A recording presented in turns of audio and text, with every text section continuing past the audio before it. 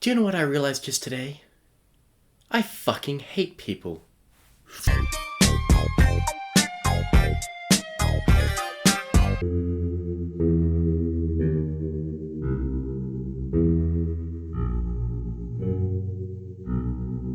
What is going on, everyone, and welcome to my review of Leave the World Behind, a Netflix original film that has just come out probably about a week ago now or so, maybe a little bit under.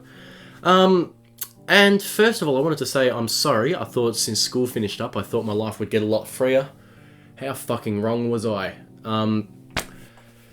But, you know, whatever happens, I'm going to try and keep doing more if I can. Christmas time is very busy, obviously. I've been watching a lot of new releases in 2023, so look forward to my 2023 films ranked video that's going to come out probably late January, just because I'm in Australia. Some films, Dream Scenario, The Holdovers, and a few others don't come out.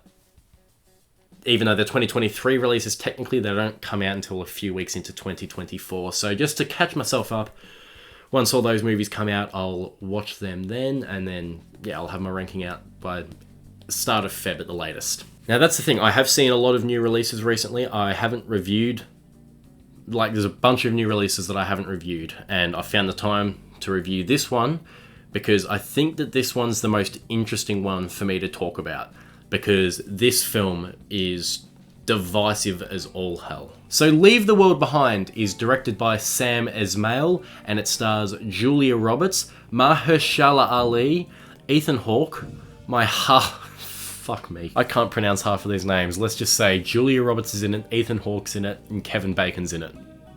That's as far as I'm going to go with it. And what made me nearly spit out my drink about this film is in the opening credits, and I found out that the two executive producers of this film were Barack and Michelle Obama, which, I don't know, last thing I was expecting. I will say though, Barack Obama's end of year list for like best films of the year and stuff is worth a read. He definitely knows a lot more about films than Donald Trump. And the synopsis of this film reads: a family's getaway to a luxurious rental home takes an ominous turn when a cyber attack knocks out their devices and two strangers appear at their door. That is all I want to say about the plot, because I really do think that this is a unique enough film that, most films you get benefited by not being spoiled, but this is one of those films I think where that's all you want to know. I don't want to say anything that actually happens in the film, because I found it to be wildly unpredictable,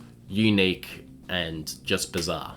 So I'm actually quite surprised with how divisive this film has been, because I've seen some people, especially the early reactions, like before it got officially released, you had some people saying it's one of the worst films of the year. It's absolutely dreadful.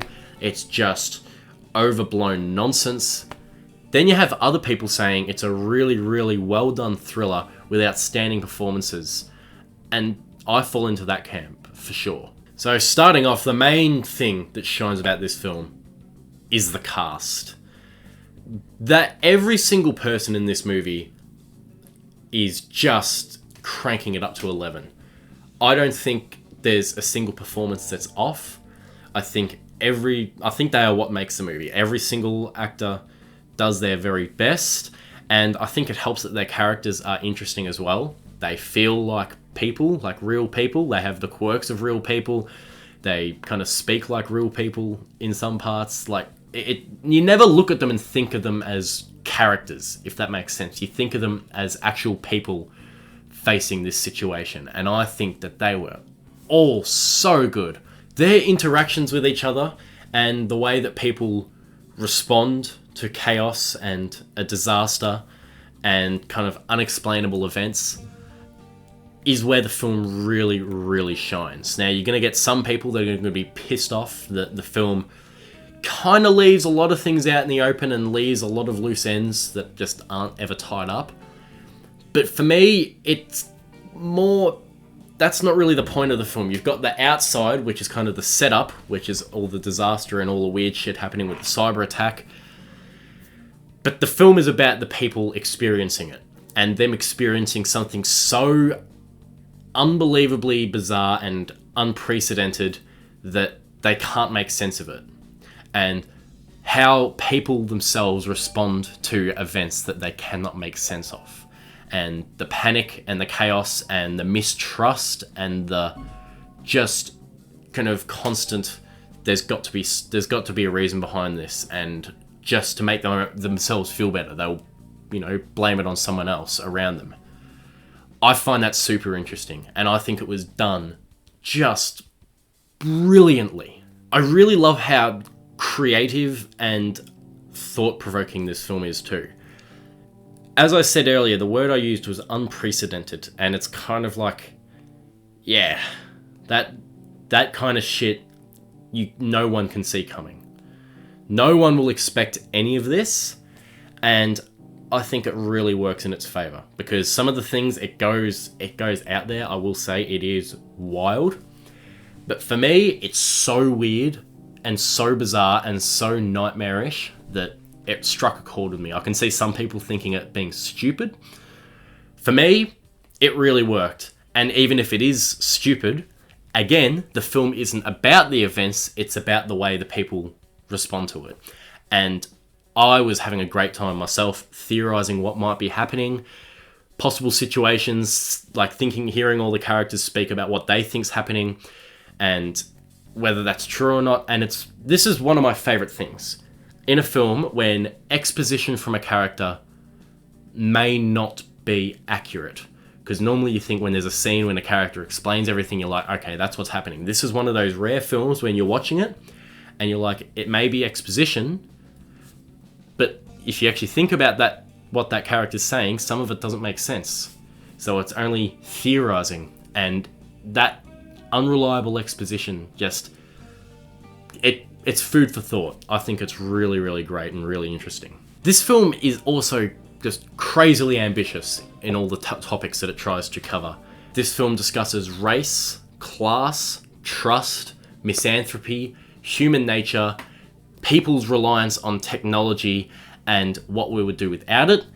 And I will say, to be perfectly fair, not all of it works.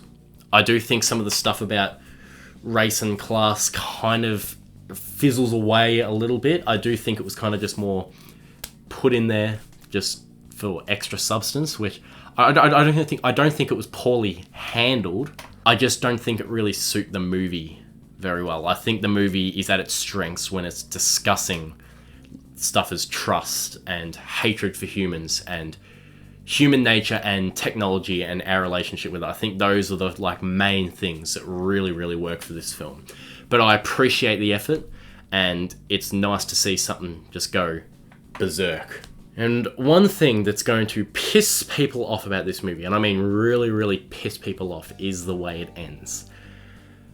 I'm in the middle. I'm on the fence with it. I do think that it keeps you thinking, but it also kind of feels a little bit lazy as well. It leaves a lot to be desired, but again, I can't stress this enough.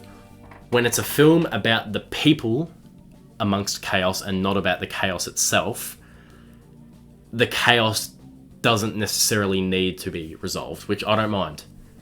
The problem is that not all the characters are resolved, which kind of pisses me off a little bit, because it kind of just... This is a near 2.5 hour long movie, and I was never bored once, and then it just ends, and I was like, what?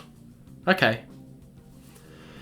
But at the same time, I don't think we really needed any more of the characters. I just would have liked to have seen them given a more not satisfying, but more conclusive arc. I think that would have really helped, but I think it did great as it is. I think it was a good ending, just irritates me a little bit and will piss a lot of people off for sure. As far as downsides, this film does have some. I do think that the editing and the kind of parallel editing doesn't really work. It gets a little bit jarring, and it's almost like it does a great job at revealing slowly, but sometimes the constant cuts between back and forth just makes you go, okay, let's just get to the point. Like, you're kind of growing impatient rather than curious. But I think the film's biggest flaw is actually the camera work. I thought the movie looked great. It was just, there was some parts when the camera work was so flashy for the sake of being flashy that it kind of took me out of the story and made me think, oh, okay, they were doing, you know, really fucking... And I'm like, what the fuck? And there's this weird kind of transition that's used when they're going from upstairs to downstairs in a house. They like, upstairs, it scoots down through like the insulation and then downstairs. And it's like, it does it once and you're like, okay, that's cool. Then it does it every single fucking time. And I'm like, okay, this is getting more distracting. Camera work and editing are things that I don't really want to notice. I just want it to be smooth and convey the story. But when it's, you know, doing stuff like that, or it's just moving rapidly around every single time a new character speaks a word, it's just like, oh God, what the fuck? Takes you out of it a little bit. With that being said, I thought Leave the World Behind was excellent. I think it's one of the best films of the year. Maybe not top 10 worthy, but an extremely exciting, suspenseful, and unpredictable film. I'm going to give Leave the World Behind 4 stars. Guys, thanks so much for watching my review on Leave the World Behind. I do recommend you checking this film out, and if you absolutely hated it, like a lot of people seem to, let me know why, because I'm really interested in talking about it. This is one of those films that I like to discuss, so yeah. I'll see you all later. Bye.